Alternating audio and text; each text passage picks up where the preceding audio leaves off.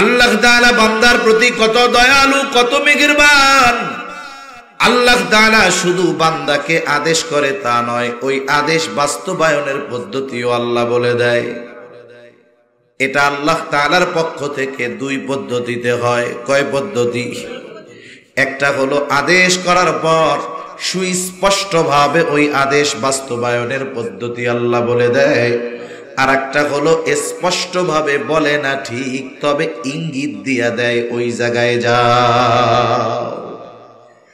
প্রথমে ইঙ্গিত দিয়া দেয়, সূত্র দিয়া দেয়। যেমন একটা ছেলে যদি অঙ্কের সূত্র বুঝা মুখস্থ করতে পারে, খালি মুখস্থ না, এই সূত্র বুঝেও মুখস্থ যদি করতে পারে, ওর জন্য অজানা অঙ্ক ওর জন্য সহজ হয়ে যায়। ঠিক কিনা বলেন? কোরআনুল কারীমে একটা হলো সুস্পষ্ট নির্দেশনা, আর একটা হলো সুস্পষ্ট না, তবে আল্লাহ সূত্র দিয়া দিছে। সূত্র কেমনে দিছে? যেমন ঈমানের পরে সবচাইতে গুরুত্বপূর্ণ ইবাদত নামাজ। কি জোরে কোন? নামাজ। ঈমানের পরে সবচাইতে গুরুত্বপূর্ণ ইবাদত নামাজের কথা আল্লাহ তাআলা কোরআনুল কারীমের মধ্যে ৮২ জায়গায় বলেছেন। আবার এমনটা না ৮২ জায়গায় বলছেন এই জন্য নামাজ বেশি গুরুত্ব, এমন নয়। বরং আল্লাহ তাআলার আদেশ ১০ বার করলেও যেমন গুরুত্ব, একবার দিলেও সমপরিমাণ গুরুত্ব। মুফাসসিরিনে কেরাম বলেন এই ৮২ জায়গায় আল্লাহ তাআলা একই কারণে নয়, বরং কমপক্ষে ৮২টা কারণে ৮২ বার নামাজের কথা আল্লাহ উল্লেখ করেছে। তাহলে নামাজের আদেশ দিয়েছেন আল্লাহ, এই আদেশ আছে কোরআনে। কোথায় আছে? জোরে কোন? কোরআনে। এখন যদি গোটা পৃথিবীর সব আলেমদেরকে দায়িত্ব দেওয়া হয়, নামাজের আদেশ আছে কোরআনে, তাইলে নামাজ যে আমরা পড়ি এই পদ্ধতিটাও কোরআন থেকে বের করে দাও। কিয়ামত পর্যন্ত যদি ওই আলেমদের হায়াত দেওয়া হয়, নবীর হাদিস বাদ দিয়া, নবীর সুন্নাত বাদ দিয়া, শুধু কোরআন থেকে 2 রাকাত ফজরের নামাজ যেইভাবে পড়ি সব মাসালা বের করে দাও, কিয়ামত পর্যন্ত হায়াত যদি পায়, ফজরের 2 রাকাত সুন্নাতের পদ্ধতি শুধু কোরআন থেকে বের করতে পারবে না। অসম্ভব, এটা পারবে না। এজন্য আমাদের দেশে একটা গ্রুপ আছে, আপনাদের অঞ্চলে আছে নাকি জানি না, এটা নতুন নতুন আবিষ্কার হইতেছে। কত কিছু এ দেশে আবিষ্কার হয়, আরবি পড়তে পারে না দেখা এক লাইন আহলে হাদিস হয়ে যায়। আছে না নাই? আর এক গ্রুপ আসতেছে আহলে কোরআন, বলে হাদিস টাদিস মানি না, নাউজুবিল্লাহ, শুধু কোরআন মানি। নাউজুবিল্লাহ বলেন। কেউ যদি বলে যে শুধু কোরআন মানি, হাদিস মানি না, হাদিস মানে না মানে নবীজির কথা, কাজ, মৌন সম্মতি এগুলা বিশ্বাস করে না, তাহলে বলেন তো কোরআনটা নাজিল কি আল্লাহ কাগজে কলমে লেখা বই আকারে আমাদের কাছে পাঠাই দিছে? কোরআন আসছে কার মাধ্যমে? তাহলে সেই নবীর কথাকে অস্বীকার করা মানে, ওরা যদিও বলে আহলে কোরআন, ওরা অবশ্যই অবশ্যই আহলে কোরআন নয়, বরং ওরাও আহলে কোরআন তো নয়, বরং ওরা কোরআনও অস্বীকারকারী। কারণ কোরআন আল্লাহ তাআলা যেই নবীর কাছে পাঠাইছেন, সেই নবীর কথা তারা বিশ্বাস করে না।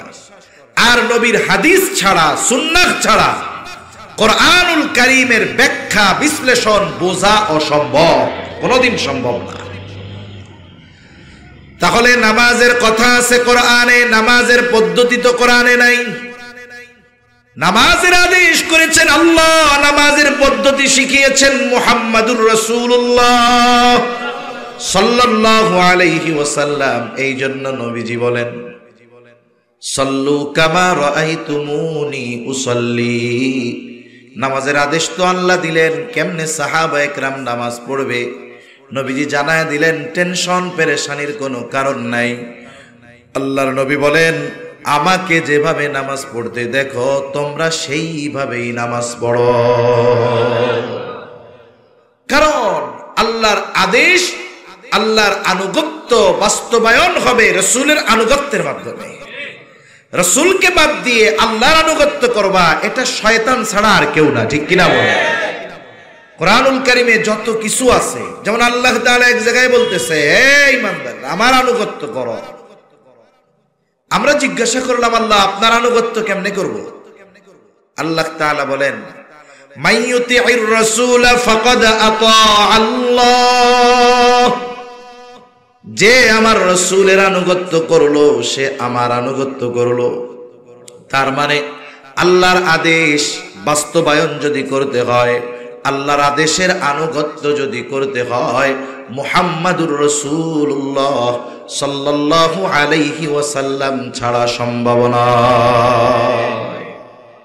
কোরআনুল কারীমে আল্লাহর পক্ষ থেকে যত বিধিবিধান আছে, বিধিনিষেধ যত কিছু আছে, যেই আইনগুলো আছে, আল্লাহ তাআলা আমার আপনার নবী দুনিয়ায় থাকতে থাকতে ওইগুলারে প্র্যাকটিক্যাল নবীর দ্বারা বাস্তবায়ন করাইছেন।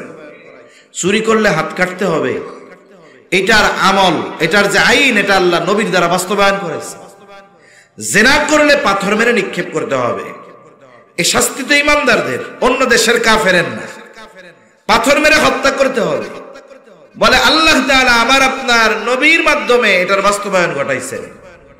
এখন যদি আল্লাহর ওই আইনের বাস্তবায়ন ঘটাইতে হয়, জিনা সংগঠিত হইতে হবে কাদের মাধ্যমে? ইমানদারদের মাধ্যমে। নবীর সময় যারা নবীকে ঈমান অবস্থায় দেখছে এরা তো সব সাহাবী, ঠিক না? এজন্য সাহাবায়ে কেরামের মধ্যে একটা দুইটা এই ধরনের ঘটনা আল্লাহ ঘটাইছেন। কেন ঘটানোর মাধ্যমে? এই যে আইন, এটার প্র্যাকটিক্যাল আল্লাহ তাআলা এই উম্মতরে দেখায় দেওয়ার জন্য। এজন্য অনেক মানুষ না বুঝা সাহাবায়ে কেরামের সমালোচনা করে। সাহাবায়ে কেরামের মধ্যে দুই একজনের দ্বারা ঘটছে গুনাহ, কিন্তু বলেন তো এই গুনাহ গোপনে ঘটলেও এই গুনাহ কি তারা গোপন রাখছে?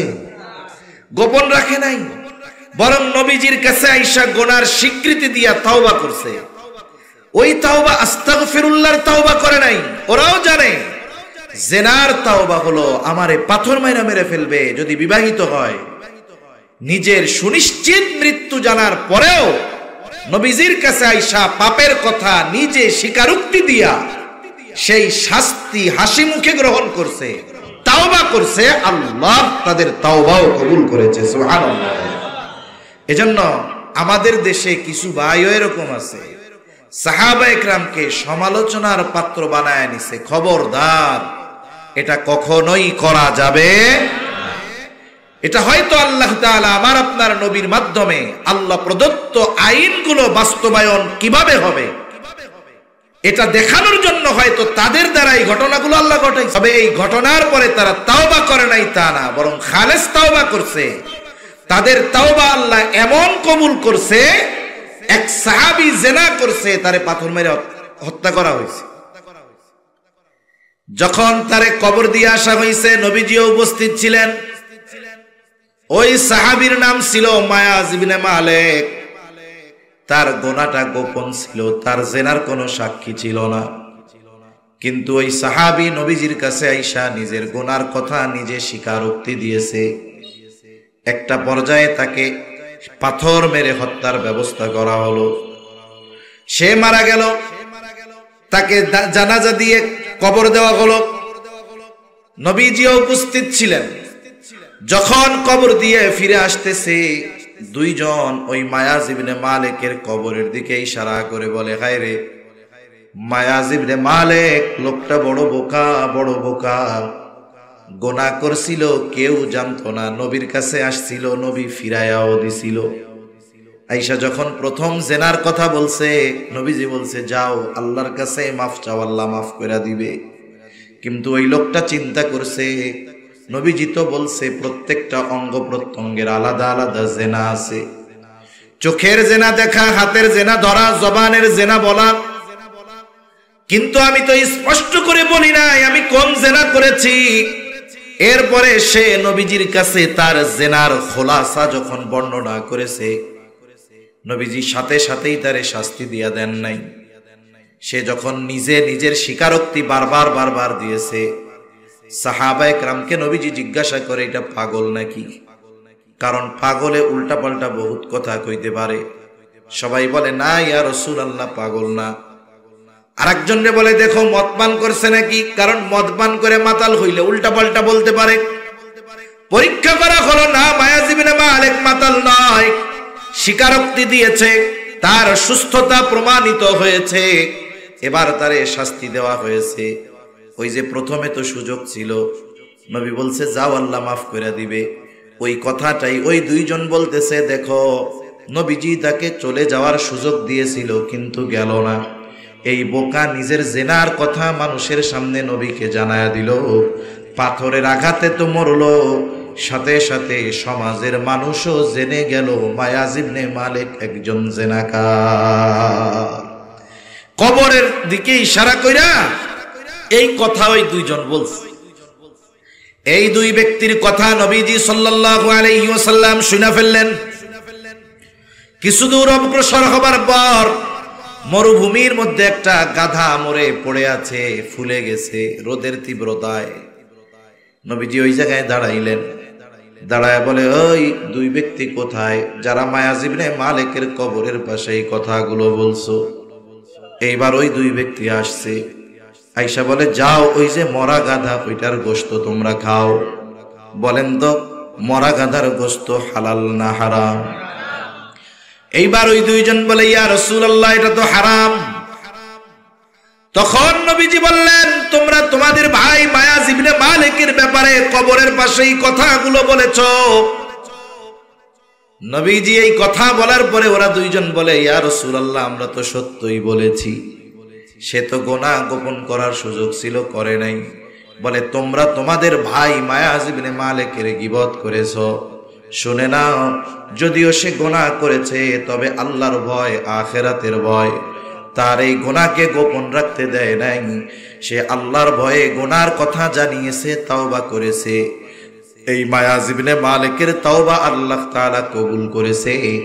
আমি তাকে জান্নাতের মধ্যে দেখতে পাচ্ছি, শুধু তাই না এর তাওবা আল্লাহ এমন কবুল করেছে যদি বড় এক সম্প্রদায়ের মধ্যে মায়াজ ইবনে মালিকের তাওবা বন্টন করে দেওয়া হয় তাহলে ওই সম্প্রদায়ের নাজাতের জন্য তার তাওবা যথেষ্ট হয়ে যাবে।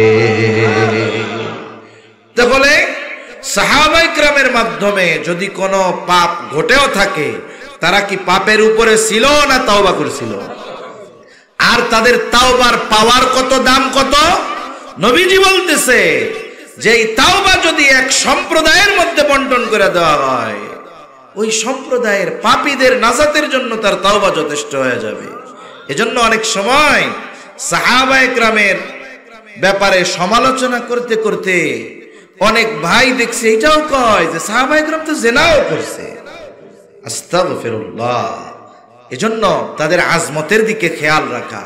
আমাদের এই উপমহাদেশে বিশেষ করে জিকির করি লা ইলাহা ইল্লাল্লাহ,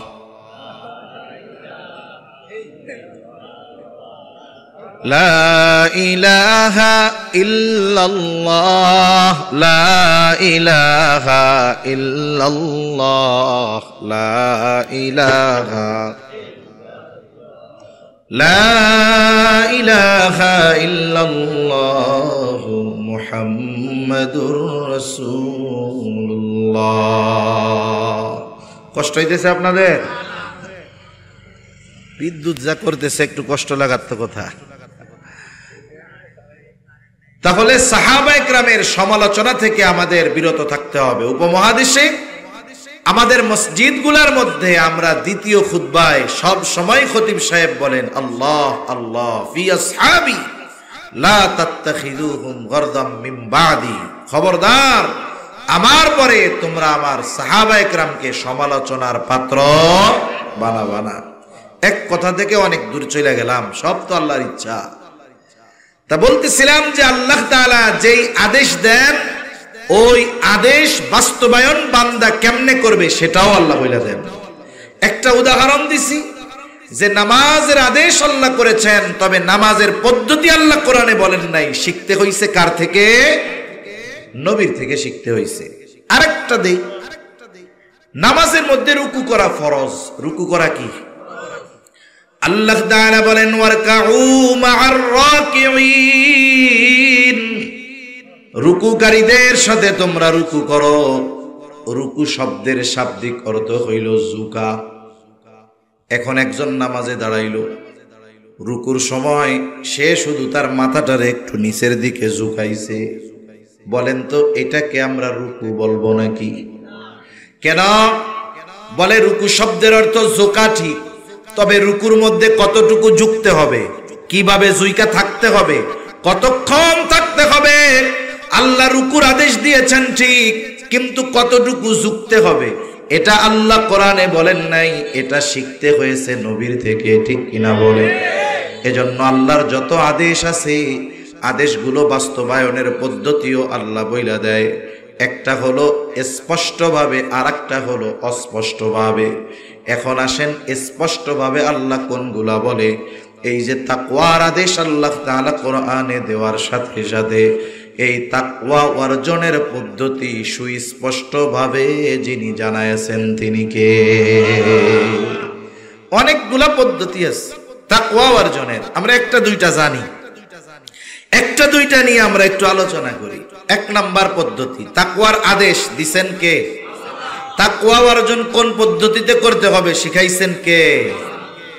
এক নাম্বার পদ্ধতি আল্লাহ তাআলা বলেন ইয়া আইয়ুহাল্লাযীনা আমানুত্তাকুল্লাহ। আল্লাহ তাআলা বলেন হে ঈমানদারেরা তোমরা মুত্তাকি হয়ে যাও। ঈমানদারদেরকে মুত্তাকি হইতে বলছেন আল্লাহ। এইখানে তাকওয়ার অর্থটা কি হবে? বলে আল্লাহকে ভয় করে আল্লাহর বিধি নিষেধ মেনে চলো। আমরা যদি জিজ্ঞাসা করি আল্লাহ এই ধরনের তাকওয়া কেমনে অর্জন করব, কেমন যেন প্রশ্ন করার আগে আল্লাহ তাআলা জবাব দিয়ে বলেন ওয়াকুনু মা'আস সাদিকিন। আল্লাহ তাআলা বলেন হে ঈমানদারেরা তোমরা যদি মুত্তাকি হতে চাও সত্যবাদীদের সঙ্গী হয়ে যাও। একটা ভালো মানুষের কি খালি একটা গুণ নাকি? অনেক গুণ আছে না? কিন্তু দেখেন আল্লাহ আবেদিন বলেন নাই, আল্লাহ যাকিরিন বলেন নাই, আল্লাহ শাকিরিন বলেন নাই, আল্লাহ সাদিকিন বলছে। সত্যবাদীদের সঙ্গী হয়ে যাও। তার মানে যেই ব্যক্তি আসলে সত্যবাদী হইতে পারে, সাদিক হইতে পারে, বাকি যত ভালো গুণ আছে সবগুলা তার মধ্যে পাওয়া যায়। সুবহানাল্লাহ বলে। তার মানে যে খাঁটি আহলুল্লাহ, যে বাস্তবেই সত্যবাদী সাদিক, তার মধ্যে আবেদের গুণ আছে, তার মধ্যে যাকিরের গুণ আছে, তার মধ্যে শাকিরের গুণ আছে। এক কথায় সকল গুণের সমন্বয়ে একটা মানুষ সাদিক হতে পারে। সুবহানাল্লাহ। নবীর পরে তো আর নবী নাই, ঠিক না?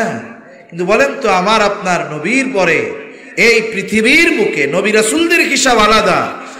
আমার আপনার নবীর পরে গোটা পৃথিবীর মধ্যে সবচাইতে সম্মানিত ব্যক্তিকে আবু বকর। উপাধি কি? জোরে বলেন না কি? সিদ্দিক। এই সিদ্দিকের মধ্যে সব গুণ আছে। এজন্য আল্লাহ তাআলা বলেন সত্যবাদীদের সঙ্গী হয়ে যাও। বাস্তবেই যিনি সত্যবাদিতার গুণ অর্জন করতে পেরেছে, আহলুল্লাহ যারা, খাঁটি আহলে হক, পীর মাশায়েখ যারা, এদের মধ্যে আপনি ইবাদতের গুণ পাবেন। সকাল সন্ধ্যা নয় সর্বদা জিকিরের হালতে পাবেন। যেই অবস্থায় আছে আপনি তাদেরকে শুকরগুজার হিসাবে পাবেন। তার মানে আল্লাহ তাআলা এমন এক গুণের কথা উল্লেখ করেছে যেই গুণে গুণান্বিত মানুষের মধ্যে সব গুণ পাওয়া যায়। আমি মাঝে মধ্যে একটা গল্প কই আর কি, এটা জানি কেমন। বলে আগের আমলে কেউ যদি ম্যাট্রিক পাস করতো 5টা লেটার নিয়ে, 5 সাবজেক্টে 80-র উপরে পাইছে, তাহলে 10 গ্রাম পাড়ি দিয়ে এই ম্যাট্রিক পাস করে নেওয়ালা লোকটারে দেখার জন্য মানুষে আসতো, ঠিক না? 10 গ্রাম পাড়ি দিয়ে আসতো যে অমুক গ্রামে একজন 5টা লেটার পাইয়া ম্যাট্রিক পাস করছে। দলে দলে মানুষ তারে দেখার জন্য আসতো। তা এইরকম এক প্রত্যন্ত অঞ্চলে একজন মুরব্বী, সে এখনো তার এই বিশ্বাস যে ম্যাট্রিক আইয়া পাস যে করে সে হলো দেশের সর্বোচ্চ শিক্ষিত মানুষ। ওই সময় কিন্তু উচ্চ শিক্ষা ছিল, তবে এটা শহরে কিছু কিছু জায়গায়। এক লোক শহরে গেছে কষ্ট ক্লেশ কইরা, শহরে গিয়ে যত লেখাপড়া আছে শেষ করছে, ঢাকা ভার্সিটিতে ভর্তি হয়েছে, অনার্স করছে, মাস্টার্স করছে, সাথে সাথে বিসিএস দিছে, তাও সে পাশ কইরা বসছে। এখন সে ডক্টরেট করতেছে। যখন এলাকার মানুষ শুনছে, প্রত্যন্ত অঞ্চলের মানুষ, ওইখানে শিক্ষিত মানুষ নাই, যে আমাদের গ্রামে একজন লোক দেশের সবচেয়ে বড় শিক্ষিত মানুষ সে এলাকায় আসতেছে, এইবার মানুষ দলে দলে বাড়িতে আসছে তারে দেখার জন্য, যে দেশের সর্বোচ্চ শিক্ষিত মানুষ। দেখে দেখে চলে গেছে। এখন ওই মুরব্বী দাঁড়ায় রয়েছে। কোন মুরব্বী? যেই মুরব্বী জানে ম্যাট্রিক আইয়া পাশ করলে অনেক বড় শিক্ষিত। এখন মুরব্বী লোকটারে জিজ্ঞাসা করতেছে, বাজান শুনলাম তুমি অনেক বড় শিক্ষিত, তা তুমি কি কি লেখাপড়া করছো? যে হায়ার এডুকেশন সম্পন্ন করছে, উচ্চ শিক্ষা অর্জন করছে, সে কি এই কথা বলবে যে আমি অন্যে ভর্তি হয়েছিলাম, পাশ কইরা 2, 2 পাশ কইরা 3, 3 পাশ কইরা 4?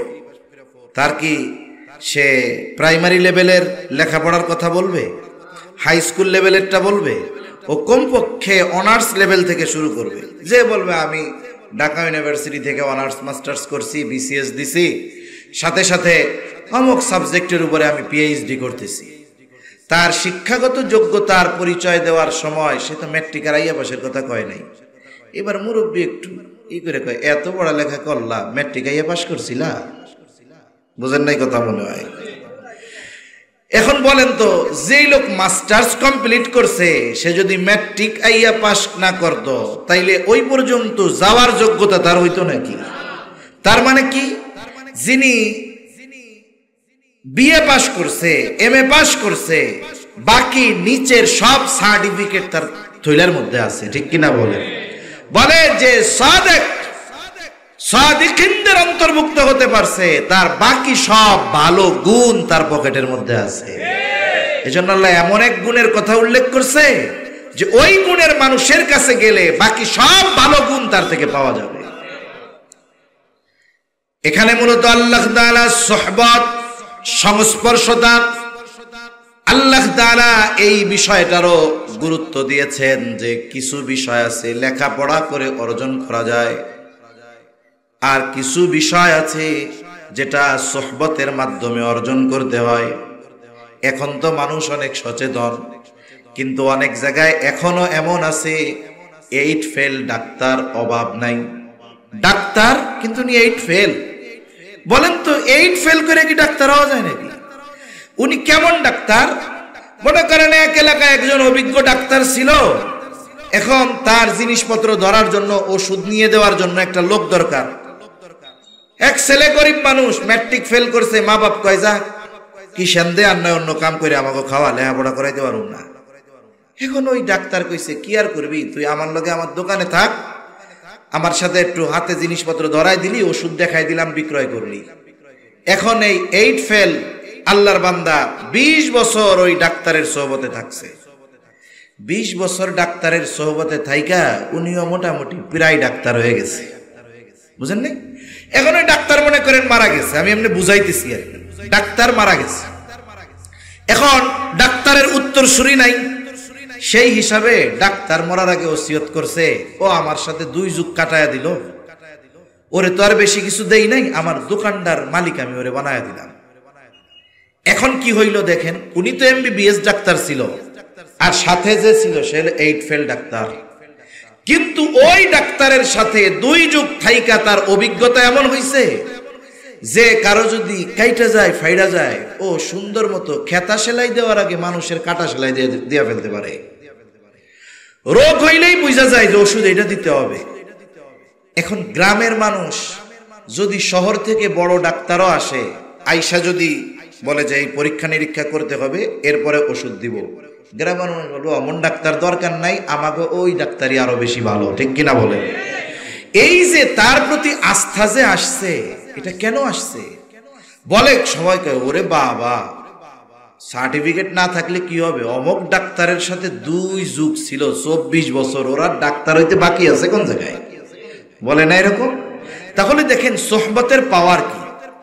এই বাংলাদেশে যদি সর্বোচ্চ নম্বর পেয়ে একটা ছেলে এমবিবিএস কমপ্লিট করে, এরপরে যদি সে চায় যে আমি বাজারে এবার রোগী দেখা শুরু করব, বলে এ সুযোগ তার নাই। এমবিবিএস কমপ্লিট করার পরে একজন বিজ্ঞ ডাক্তারের সাথে তার থাকা লাগে, কারো 1.5 বছর লাগে, কারো 2 বছর লাগে, কারো 3 বছরও লাগে। ওই অভিজ্ঞ ডাক্তার, এটার ইন্টার্নি বলে, প্র্যাকটিক্যাল শিক্ষা। ওই ইন্টার্নি কমপ্লিট হওয়ার পরে ওই বিজ্ঞ ডাক্তার যদি এখন মনে করেন যে না, এরে রোগী দেখার অনুমতি দেওয়া যাইতে পারে, উনি সার্টিফিকেট দেয় যে হ্যাঁ, এর যে প্র্যাকটিক্যাল হাতে কলমে যেই শিক্ষা, ওর ইন্টার্নি কমপ্লিট হয়েছে, এখন থেকে ও রোগী দেখতে পারে, তার মানে পুঁথিগত বিদ্যা। এটার পরেও একজন ছাত্র যত মেধাবী হোক, ওকে একজন ডাক্তারের সোহবতে থাকা লাগে, এরপরে তার মধ্যে ওই শিক্ষার প্রভাব পড়ে। তার মানে দেখুন, জীবনের প্রতিটা ক্ষেত্রে, সর্বক্ষেত্রে, ভালো দিক হোক আর মন্দ দিক হোক, সোহবতের প্রভাব আছে না নাই? এজন্য আমাদের যদি জীবন ভালো করতে হয়, বলে আমার চাইতে যে ভালো, আমি যদি তার সাহচর্যে যাই, তার সোহবতে যাই, তার ভালো গুণগুলা আমার মধ্যে আসবে। আবার আমার চাইতে যে খারাপ, আমি যদি তার সাথে যাই, বলে আমার ভালো গুণ ওর সাথে থাকার কারণে কমবে। এই জন্য আমি আপনি যদি মুত্তাকি হতে চাই, আল্লাহ তাআলার নির্দেশ সমূহের মধ্যে অন্যতম নির্দেশ হলো যে আমাদেরকে সত্যবাদী তথা মুত্তাকি পরহেজগার যারা, তাদের সঙ্গ গ্রহণ করতে হবে। 2 নম্বর পদ্ধতি আল্লাহ তাআলা কোরআনুল কারীমের মধ্যে বলেন, ইয়া আইয়ুহাল্লাযীনা আমানুত্তাকুল্লাহ। আল্লাহ তাআলা আদেশ দিলেন, হে ঈমানদারেরা, তোমরা মুত্তাকি হয়ে যাও। ঈমানদারদেরকে মুত্তাকি হওয়ার আদেশ দিলেন আল্লাহ তাআলা। আমরা জিজ্ঞাসা করলাম, আল্লাহ কেমনে মুত্তাকি হব? আল্লাহ তাআলা বলেন, ওয়াল তানজুর নাফসুম মা কদ্দামাত লিগাদ। আল্লাহ তাআলা বলে, বান্দা তুমি তোমার আগামীর দিকে নজর দাও, আগামীর জন্য তুমি কি প্রেরণ করেছো। আগামী মানে ভবিষ্যতের দিকে নজর দাও, ভবিষ্যতের জন্য তুমি কি প্রেরণ করছো। আমাদের ভবিষ্যৎ 2 ধরনের। কয় ধরনের? জোরে কোন। গরম লাগে, কষ্ট হয়। 2 ধরনের। একটা হলো অনিশ্চিত ভবিষ্যৎ, আর একটা হলো সুনিশ্চিত ভবিষ্যৎ। অনিশ্চিত ভবিষ্যৎ কোনটা?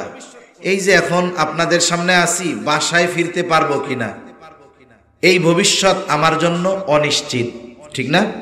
তবে আমার মরা লাগবে, এটা সুনিশ্চিত। আমরা কোন আগামীর জন্য পাঠাবো? বলে অনিশ্চিত আগামী না, সুনিশ্চিত আগামীর জন্য কি পাঠাচ্ছ, এটার দিকে একটু নজর দাও। অথচ আমরা অনিশ্চিত ভবিষ্যতে ভালো থাকার জন্য কত কিছু করি। যারা সরকারি চাকরি করে, 20 বছরের চাকরিতে ঢুকছে, বেতন চালু হয়েছে, সাথে সাথে পুরা বেতন তাকে দেয় না, কিছু টাকা কাইটা রাখে। রাখে কি রাখে না? কেন রাখে? দেবে কোন সময়? 60 বছরে বুড়া হয়ে যখন চাকরি ছাড়বি, ওই সময় ওই পর্যন্ত যা টাকা কাটা হবে, ওর 2 গুণ টাকা দিয়ে তোরে বাড়ি পাঠায় দিব, যাতে বাকি হায়াত তুই বৈশা বৈশা খাইতে পারোস। এই যে 20 বছরে টাকা জমানো শুরু হইলো, পাবে কবে? 60 বছরের পরে। কিন্তু বলেন তো, এই 20 বছরের যুবকটা 60 বছর পর্যন্ত বাঁচবে কিনা, এর কোনো নিশ্চয়তা আছে? তার মানে আমি আপনি এই অনিশ্চিত ভবিষ্যতের জন্য যেগুলো জমাই, এগুলো নিজে ভোগ করতে পারবো কিনা, এর কোনো নিশ্চয়তা নাই।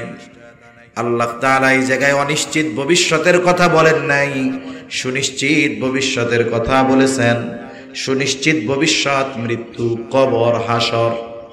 কেমন যেন আল্লাহ তাআলা বলে, বান্দা তোমার সুনিশ্চিত ভবিষ্যতের দিকে নজর দাও। কবরে ভালো থাকার জন্য তুমি কি পাঠাইছো? জান্নাতে যাওয়ার জন্য তুমি কি প্রেরণ করেছো? এই জন্য আমাকে আপনাকে জীবনের হিসাব করা লাগবে। আমি এই দুনিয়ায় কি জমাইলাম, আখিরাতে ভালো থাকার জন্য এই হিসাব আমার আপনার করা দরকার। এই জন্য বুজুর্গানে দিন যতগুলো সবক দেন, এর মধ্যে একটা সবক আছে মুহাসাবা, হিসাবের কথা বলেন। বুজুর্গানে দিন মুযাকারার কথা বলেন, মুহাসাবার কথা বলেন। মুযাকারা মুহাসাবা একত্রেই করা যেতে পারে। আপনি আমি রাতের বেলা যখন সমস্ত কাজ বাদ দিয়া একেবারে ঘুমানোর জন্য বিছানায় চলে যাব, চোখ দুইটা বন্ধ করে একটু চিন্তা করব, আহারে আমার জীবনের হিসাবটা একটু করি। আজকে সারা দিনে আমার ভালো কাজ কয়টা, মন্দ কাজ কয়টা। এখন যদি কোনো ব্যক্তি নিরিবিলি নিজের সারা দিনের ভালো কাজ আর মন্দ কাজের হিসাব করে, বলেন তো ভালো কাজ আর মন্দ কাজের হিসাব বের করতে পারবে কিনা?